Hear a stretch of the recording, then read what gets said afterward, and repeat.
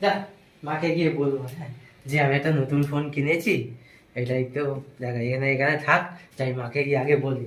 দেখা রাখলাম, अभी बदत है भाई, अभी बदत है। ফোনটা এখানে রাখলাম। তো মাকে প্রথমে আমি বলবো না যে আমি ফোন নিয়ে এসেছি, মাকে বলবো আমি অন্য কিছু নিয়ে এসেছি, আমি বউ নিয়ে এসেছি। क्या सोच है रे तेरी, मानना पड़ेगा। মা আমি নিয়ে এসেছি গো। কাকে নিয়ে এসেছিস? তুই কি বিয়ে করে বউ নিয়ে এসেছিস? আরে না না, আমি বিয়ে করে বউ নিয়ে এসেছি। আমি তার আমি নিয়ে এসেছি তাহলে নিয়ে এসেছি দেখাচ্ছি। चले एक काम कर, 200 रुपए दे और 50 रुपए काट ओवर एक्टिंग की वजह से। এই দেখ আমি নতুন ফোন নিয়ে এসেছি, সেটাই বলছি।